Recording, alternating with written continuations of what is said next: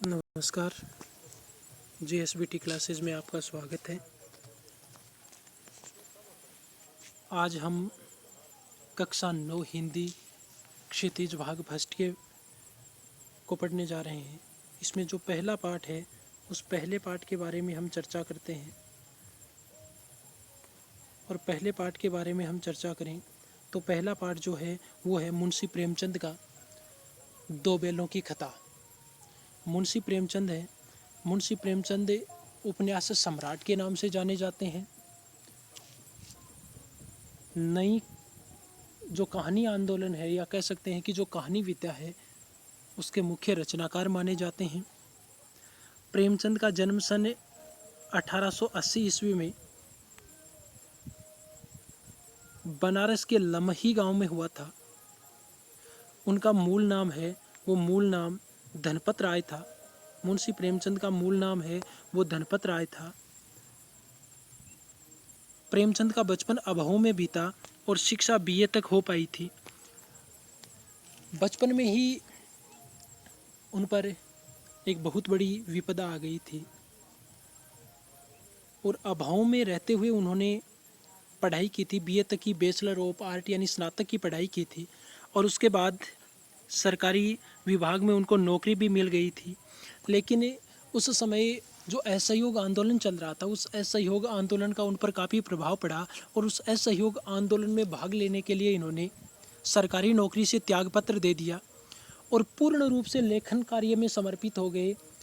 यानी इस प्रकार की रचनाएं रचने लगे, इस प्रकार की रचनाएं लिखने लगे, इस प्रकार की कहानियाँ उपन्यास लिखने लगे जो लोगों में क्रांति की अलख जगाते थे और लोग उनके विचारों से प्रभावित होकर स्वतंत्रता या कह सकते हैं कि स्वाधीनता आंदोलन में भाग लेने लगे थे। सन 1936 में इस महान कथाकार का देहांत हो गया। सन 1936 में मुंशी प्रेमचंद का देहांत हो गया। मुंशी प्रेमचंद पहले उर्दू में लिखा करते थे। मुंशी प्रेमचंद पहले उर्दू में लिखा करते थे और उर्दू में वो नवाब राय के नाम से लिखा करते थे। किस नाम से लिखते थे? उर्दू में वो नवाब राय के नाम से लिखते थे। तो क्या कारण रहा होगा फिर उन्होंने अपना नाम परिवर्तित किया? तो इसके पीछे कारण ये है, उन्होंने नवाब राय के नाम से वो लिखने लगे थे और जब वो नवाब राय के नाम से लिखते थे तो उन्होंने एक कहानी संग्रह रचित किया था जिसका नाम था सोजे वतन। और जो सोजे वतन कहानी संग्रह इनका था उस सोजे वतन में इन्होंने जो क्रांतिकारी विचार थे उन क्रांतिकारी विचारों को प्रदर्शित किया था और उसके कारण अंग्रेजों ने इनके लेखन कार्य पर रोक लगाती थी। सोजे वतन का अर्थ होता है देश का दर्द। सोजे वतन का अर्थ क्या होता है? देश का दर्द। यानी उस देश के दर्द को इन्होंने जनता के सामने लाने का प्रयास किया और जब वो जनता के सामने उस देश के दर्द को लाने का प्रयास कर रहे थे तो अंग्रेजों को ऐसा लगा कि ये व्यक्ति है, ये अपने लिए आगे मुसीबत बन सकता है। इस प्रकार से ये लोगों को क्रांति के प्रति जागरूक करता गया तो ये लोग बहुत बड़ा विद्रोह करेंगे और उसके कारण हमें यहाँ से भागना पड़ सकता है। इसके लिए उन्होंने उनके लेखन कार्य पर रोक लगा दी और भविष्य में उनको कभी भी इस प्रकार का लेखन कार्य के लिए पाबंद किया। तो उसी कारण इन्होंने अपना नाम परिवर्तित किया और फिर हिंदी में लेखन कार्य करने लगे और हिंदी में इन्होंने प्रेमचंद के नाम से लेखन कार्य करना प्रारंभ कर दिया था। मुंशी प्रेमचंद हैं। मुंशी प्रेमचंद के पिता का नाम अजायब लाल था। मुंशी प्रेमचंद के पिता का नाम है वो अजायब लाल और इनकी माता का नाम आनंदी देवी था। इनकी माता का नाम आनंदी देवी था। मुंशी प्रेमचंद ने 8 उपन्यास लिखे हैं और इसी कारण मुंशी प्रेमचंद को उपन्यास सम्राट कहा जाता है। मुंशी प्रेमचंद ने कितने उपन्यास लिखे हैं? मुंशी प्रेमचंद ने 8 उपन्यास लिखे हैं और 8 उपन्यास लिखने के कारण इन्हें क्या कहा जाता है? उपन्यास सम्राट कहा जाता है। मुंशी प्रेमचंद ने लगभग 300 कहानियाँ लिखी हैं। मुंशी प्रेमचंद ने लगभग कितनी कहानियाँ लिखी हैं? 300 कहानियाँ लिखी हैं। और वो उनकी संपूर्ण कहानियाँ हैं, वो कहानी संग्रह है मानसरोवर। और वो कितने खंडों में है? 8 खंडों में। उसके 8 भाग हैं और उन 8 भागों में इनकी जो लगभग 300 कहानियाँ हैं, वो 300 कहानियाँ लिखी गई हैं। बात करें इनकी प्रथम हिंदी कहानी की, तो इनकी पहली हिंदी कहानी है वो है पंच परमेश्वर। पहली हिंदी कहानी कौन सी है? पंच परमेश्वर है, जो एक बाल कथा है। बाल कथा है, और वो बाल कथा है वही इनकी क्या है? वो इनकी पहली हिंदी कहानी है। वो इनकी पहली हिंदी कहानी है।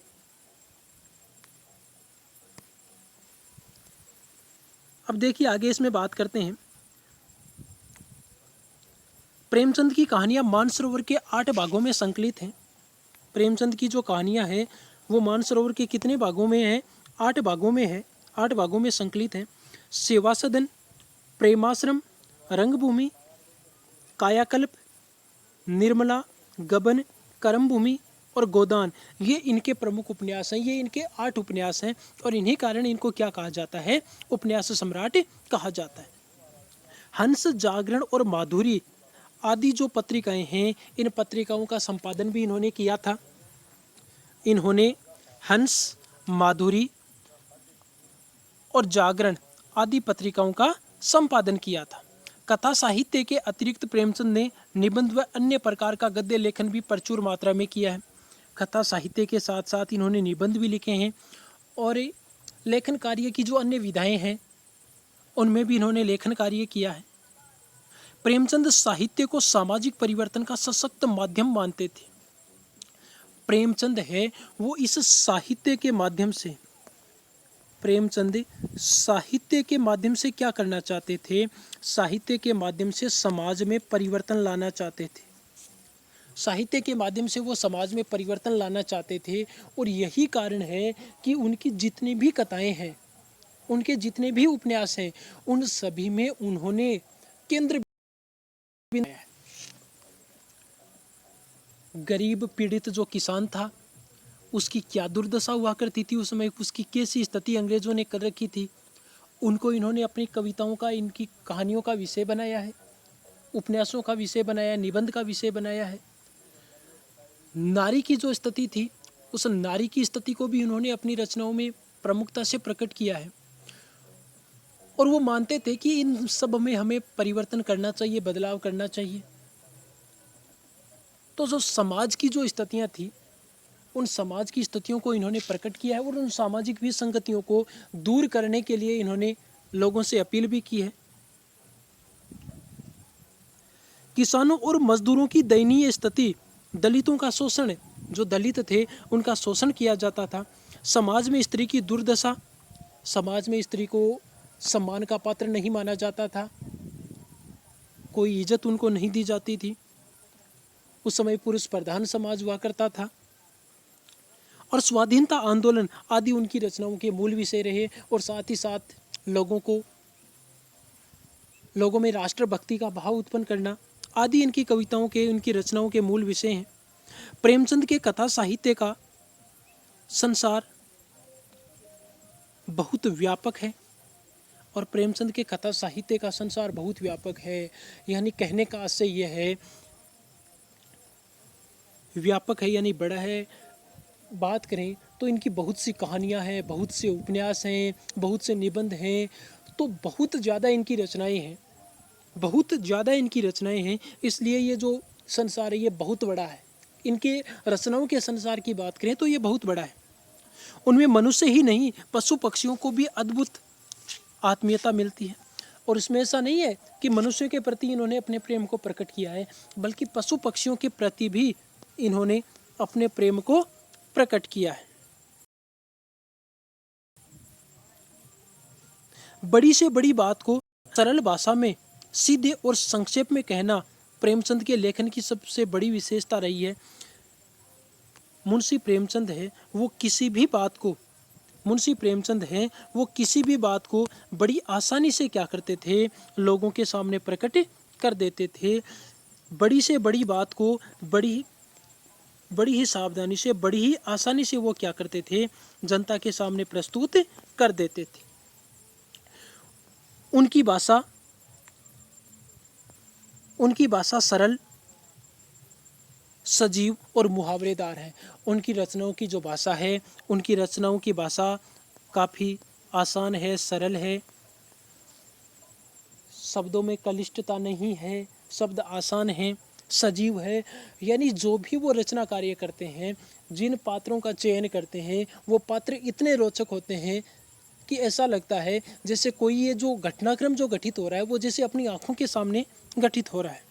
और मुहावरेदार है, और रोचकता लाने के लिए, रोचकता उत्पन्न करने के लिए मुहावरों का प्रयोग किया गया है तथा उन्होंने लोक प्रचलित शब्दों का प्रयोग कुशलता से किया है। और साथ ही साथ जो लोक प्रचलित शब्द हैं, उन लोक प्रचलित शब्दों यानी ऐसे शब्द जो लोगों में प्रचलित हैं, उन शब्दों का इन्होंने बड़ी बारीकी से क्या किया है, अपनी रचनाओं में उनको स्थान दिया है। यहाँ पर मुंशी प्रेमचंद की कथा है, वो है दो बेलों की कथा। तो देखिए, दो बेलों की कथा के माध्यम से प्रेमचंद ने कृषक समाज, कौन सा समाज, कृषक समाज यानी किसान समाज, किसान समाज की जो स्थिति थी, उस किसान समाज की स्थिति को अपने सामने प्रकट किया है। इस कहानी में उन्होंने यह भी बताया है कि स्वतंत्रता सहज में नहीं मिलती। हाँ, इस कहानी में उन्होंने बताया कि स्वतंत्रता आसानी से, सहज में यानी आसानी से, सहज में नहीं मिलती यानी आसानी से नहीं मिलती है। स्वतंत्रता प्राप्त करने के लिए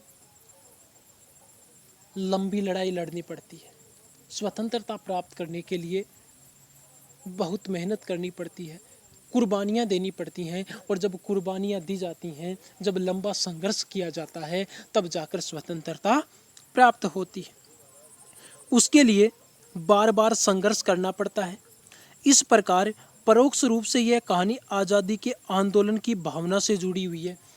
तो इस प्रकार से कहानी है, इसको देखें तो हम ये किससे जुड़ी हुई है, ये आज़ादी से जुड़ी हुई है। इससे आज़ादी का भाव, यहाँ दो बैलों की कथा है, तो दो बैलों के माध्यम से उन्होंने मनुष्यों को सावधान करने की, सचेत करने की कोशिश की है। उन दो बैलों को जिस प्रकार से संघर्ष करते हुए दिखाया गया है, वो लोगों को सीख देता है कि हमें भी आज़ादी प्राप्त करने के लिए, हमें भी स्वतंत्रता प्राप्त करने के लिए क्या करना चाहिए, इन बैलों की तरह हमें भी इन बैलों की तरह क्या करना चाहिए, संघर्ष करना चाहिए। इसके साथ ही इस कहानी में प्रेमचंद ने पंचतंत्र और हितोपदेश की कथा परंपरा का उपयोग और विकास किया है। इसके साथ साथ मुंशी प्रेमचंद ने इसमें पंचतंत्र और हितोपदेश की जो कथा परंपरा है, उसका भी अनुसरण करने की बात कही गई है। यानी हमें समय समय पर इस प्रकार की जो रचनाएं हैं, उन रचनाओं को भी पढ़ना चाहिए। इस परंपरा को हमें आगे बढ़ाना चाहिए। इनसे जो सीख मिलती है, इनसे जो उपदेश मिलते हैं, उन उपदेशों को अपने जीवन में अपनाना चाहिए।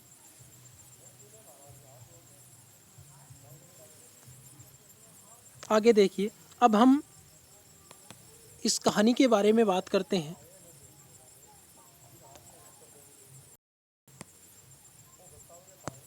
अब हम इस कहानी को पढ़ते हैं, तो देखिए,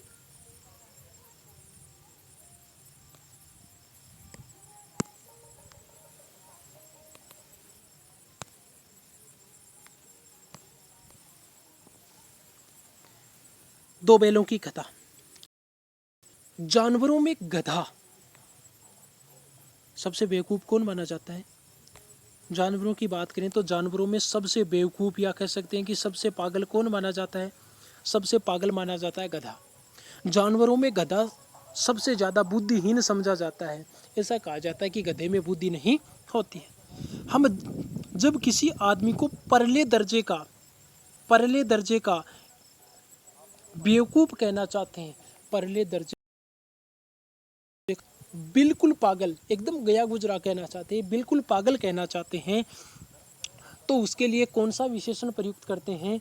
उसके लिए विशेषण प्रयुक्त करते हैं गधा। उसको क्या कहते हैं? उसको हम गधा कहते हैं। गधा सचमुच बेवकूफ में, और गधा वास्तव में, सचमुच में, हकीकत में है भी बेवकूफ। या उनके सीधेपन, उसकी निरापद सहिष्णुता ने उसे यह पदवी दे दी है कि वो वास्तव में बेवकूफ है, या उसकी सहिष्णुता, यानी उस पर चाहे जितने अत्याचार करो, उसकी सहिष्णुता, उस पर चाहे जितने अत्याचार करो, उसको चाहे जितना मारो पीटो, बेचारा सहन कर लेगा। कुछ नहीं कहेगा। उसका सीधापन वो सीधे सरल स्वभाव का होता है और निरापद सहिष्णुता, यानी बिल्कुल सहिष्णु है, एकदम सहिष्णु। कितना भी मारो पीटो कुछ नहीं करेगा। ने उसे यह पदवी दे दी है, उसे के लिए यह धारणा प्रयुक्त कर दी है। इसका निश्चय नहीं किया जा सकता। अब किस आधार पर यह बात कही जाती है कि वो बेवकूफ़ है? हो सकता है कि या तो हम उसके सीधेपन की वजह से कहते होंगे, या हम उसको जितना भी मारते हैं पीटते हैं वो कुछ भी नहीं करता है, चुपचाप मारपीट सहन करता जाता है, उसलिए कहते होंगे। या हो सकता है कि वह होगा ही इस प्रकार का कि बेवकूफ़ ही है बिल्कुल। गायें सींग मारती हैं, ब्याई हुई गाय तो अनायास ही सिंहनी का रूप धारण कर लेती है। कि गायों को हम देखते हैं, गायें सींग मारती हैं, जब हम उनकी पिटाई करते हैं तो वह मारने के लिए अपने पीछे दौड़ती हैं, या उसके पास जाते हैं तो अपने सींगों को हिलाती हैं। और ब्याई हुई गाय के पास हम जाएं, उसका बछड़ा बछड़ी जो भी होता है उसके पास में जाएं, तो कई बार ऐसा होता है अनायास यानी अचानक से वह सिंहनी का सा रूप ले लेती है, यानी दो मारने के लिए पीछे दौड़ती है, अपने बछड़े या बछड़ी के पास में नहीं जाने देती है। कुत्ता भी बहुत गरीब जानवर है, वैसे देखा जाए तो कुत्ता भी गरीब जानवर है, यानी कह सकते हैं कि वो भी सीधा साधा सा जानवर है, गरीब जानवर है, सीधा साधा सा जानवर है। लेकिन कभी कभी उसे भी क्रोध आ ही जाता है, लेकिन कभी कभी कुत्ते को भी क्रोध आ जाता है। किंतु गधे को कभी क्रोध करते नहीं सुना। लेकिन जो ये गधा है ना, इस गधे को आज तक क्रोध करते नहीं सुना। ये बार बार देखते हैं, काफ़ी बार देखते हैं कि गधे को मारा जाता है, पीटा जाता है, लेकिन फिर भी वह कुछ नहीं करता है। जितना चाहे गरीब को मारो, जितना चाहे इस गधे को मारो, चाहे जैसी खराब सड़ी हुई घास है वो सामने डाल दो, चाहे जैसे इसको खाने को दो, बेचारा खाता रहेगा। उसके चेहरे पर कभी असंतोष की छाया नहीं दिखाई देती है, यानी जो कुछ मिलता है उससे संतोष कर लेता है वो। वैशाख में चाहे एक आध बार कुलेल कर लेता, और वैशाख का महीना हो तो हो सकता है एक दो बार मस्ती कर लेता होगा, वो एक अलग बात है। पर हमने तो कभी उसे खुश होते नहीं देखा, लेकिन इसके सिवा उसको खुश होते नहीं देखा। उसका चेहरा है, उसके चेहरे का भाव एक जैसा हमेशा रहता है, बदलता नहीं है। उसके चेहरे पर एक विषाद स्थायी रूप से छाया रहता है। उसके चेहरे पर एक उदासी का सा भाव, दुख का सा भाव है। विषाद, दुख, करुणा, दुख या करुणा का जो भाव है, वो दुख या करुणा का भाव उसके चेहरे पर लगातार छाया रहता है। सुख दुख, लाभ हानि, किसी भी दशा में उसे बदलते नहीं देखा गया। सुख हो दुख हो, किसी भी प्रकार की स्थिति हो, उसको कभी बदलते नहीं देखा गया है, वो एक समान रहता है। ऋषि मुनियों के जितने गुण हैं वे सभी उनमें प्रकाष्ठा को पहुंच गए हैं। कि ऋषि मुनियों में जितने भी गुण हैं, वो ऐसा लगता है कि शायद इस गधे में वो सारे के सारे गुण हैं, वो सारे के सारे गुण इसमें समाहित हैं। ऋषि मुनियों में जितने भी गुण हैं वो शायद इनमें ऊंचाइयों पर चले गए हैं, वो सारे के सारे जैसे गुण हैं वो शायद इस गधे में पाए जाते हैं। पर आदमी उसे बेवकूफ़ कहता है, लेकिन उसके बावजूद आदमी उसे क्या समझता है? बेवकूफ़ समझता है। सद्गुणों का इतना अनादर कहीं नहीं देखा, और जिस प्रकार से गधे में जो सद्गुण होते हैं उनका जितना अनादर किया जाता है, अपमान किया जाता है, वैसा अपमान पहले कभी नहीं देखा है। देखिए ने कदाचित सीधापन संसार के लिए उपयुक्त नहीं है। और गधे की स्थिति को देखें तो ऐसा लगता है कि सीधापन, इंसान का सीधा सरल स्वभाव है, वो कभी भी उपयुक्त नहीं है, क्योंकि लोग उसके सीधेपन का क्या करते हैं? फ़ायदा उठाते हैं। यही अंग्रेज़ों ने अपने साथ में किया। हम भारतीय लोग हैं, उनका स्वभाव कैसा था? सीधा साधा स्वभाव था, सीधा साधा स्वभाव था। हम किसी को कोई नुकसान नहीं पहुंचाना चाहते थे, हम सहिष्णु लोग थे। और अपनी इसी सहिष्णुता का, अपने इसी सीधे साधे सरल स्वभाव का फ़ायदा किसने उठाया? अंग्रेज़ों ने उठाया, और अंग्रेज़ों ने हमें अपना गुलाम बना लिया। देखिए ने भारतवासियों की अफ्रीका में क्या दुर्दशा हो रही है। और देखो, भारतवासियों का जो सीधा साधा स्वभाव है उसी का कारण है कि अफ्रीका में भारतीयों की दुर्दशा हो रही है। क्यों अमेरिका में उन्हें घुसने नहीं दिया जाता? अमेरिका में भारतीयों को घुसने नहीं दिया जाता है। बेचारे शराब नहीं पीते, 4 पैसे कुछ समय के लिए बचा कर रखते हैं कि ये शराब नहीं पीते, और 4 पैसे जो कुछ इनके पास आमदनी होती है उसमें से कुछ हिस्सा है वो बचा कर रखते हैं। किस लिए बचा कर रखते हैं? कि क्या पता क्योंकि समय एक समान नहीं रहता है। कभी भी किसी भी प्रकार की विपदा के समय में वो पैसा काम आए, इसलिए उस पैसे को ये बचा कर रखते हैं। जी तोड़कर काम करते हैं, मेहनत करते हैं काफ़ी, किसी से लड़ाई झगड़ा नहीं करते, सभी से सदव्यवहार करते हैं, अच्छा व्यवहार बनाकर रखते हैं। चार बातें सुनकर गम खा जाते हैं, कोई सामने से कुछ उल्टी सीधी बात भी कह दे तो उसको संतोष के साथ में सुनते हैं, उस पर गुस्सा नहीं करते हैं। फिर भी देखो भारतीयों को बदनाम किया जाता है कि भारतीय ऐसे हैं, भारतीय वैसे हैं। कहा जाता है वे जीवन के आदर्श को नीचा करते हैं। भारतीयों के लिए कहा जाता है कि वो जीवन को अच्छी तरीके से जीना नहीं जानते हैं। जीवन को किस प्रकार से, जीवन को आदर्शवादी रूप में किस प्रकार से जिया जाए, इसकी परख भारतीयों को नहीं है। अगर वे भी ईंट का जवाब पत्थर से देना सीख जाते, अगर भारतीय लोग हैं वो भी ईंट का जवाब पत्थर से देते, भारतीय लोग भी ईंट का जवाब अगर पत्थर से देते तो हो सकता है शायद वो भी इस दुनिया में सभ्य कहलाते, वो भी इस दुनिया में सभ्य कहलाते। लेकिन ऐसा नहीं है। जापान की मिसाल सामने है, जापान की मिसाल सामने है। एक ही विजय ने उसे संसार की सभ्य जातियों में गण्य बना दिया। अब जापान की मिसाल अपने सामने है। जापान जिन्होंने अपने प्रभुत्व को दिखाया, जिन्होंने अपनी शक्ति को दिखाया और केवल एक विजय प्राप्त की, और उस विजय के बदले संसार में उसकी शक्ति का डंका बज गया। गधे का एक छोटा भाई और भी है जो उससे कम ही गधा है। गधे का एक छोटा भाई और है कि, और वो कौन है? बैल। हाँ, वो सहिष्णु इतना नहीं है, गधे जितना सहिष्णु नहीं है, लेकिन फिर भी वो भी सहिष्णु है, और वह है बैल। जिस अर्थ में हम गधे का प्रयोग करते हैं, कुछ उसी से मिलते जुलते अर्थ में बछिया के ताऊ का भी प्रयोग करते हैं। बछिया का ताऊ, यहाँ पर देखिए बात आई थी कि लोक प्रचलित शब्दों का भी प्रयोग किया गया है, और बछिया लोक प्रचलित शब्द है। बछिया लोक प्रचलित शब्द है, और बछिया का ताऊ यहाँ पर किसके लिए प्रयुक्त किया गया है? यहाँ पर बैल के लिए प्रयुक्त किया गया। कुछ लोग बैल को शायद बेवकूफ़ों में भी सर्वश्रेष्ठ मानेंगे, और बेवकूफ़ों में भी सर्वश्रेष्ठ, कई लोग ऐसे हैं जो बेवकूफ़ों में सर्वश्रेष्ठ किसे मान लेते हैं? बैल को। मगर हमारा विचार ऐसा नहीं है, लेकिन हम ऐसा नहीं सोचते। बैल कभी कभी मारता भी है, ज़्यादा आप मारोगे तो बैल भी मारने के लिए पीछे दौड़ेगा। कभी कभी अड़ियल बैल भी देखने में आता है, कभी कभी जिद्दी बैल भी होते हैं, उनको चाहे जितना मारो पीटो जगह से हिलते नहीं हैं, जिद्दी होते हैं वो। और भी कई रीतियों से अपने असंतोष को प्रकट कर देता है। और बैल अन्य भी कई प्रकार हैं, अन्य भी कई तरीके हैं जिनसे अपने असंतोष को प्रकट कर देता है, अपनी उदासी को प्रकट कर देता है। अतएव उसका स्थान गधे से नीचा है, इसलिए उसका स्थान हमेशा गधे से नीचा ही माना जाता है। तो आज हमने इसके बारे में बात की है, दो बैलों की कथा, मुंशी प्रेमचंद की जो कहानी है उसके बारे में। इससे आगे की बात है वो हम अगले वीडियो में करेंगे। तब तक के लिए धन्यवाद, थैंक यू।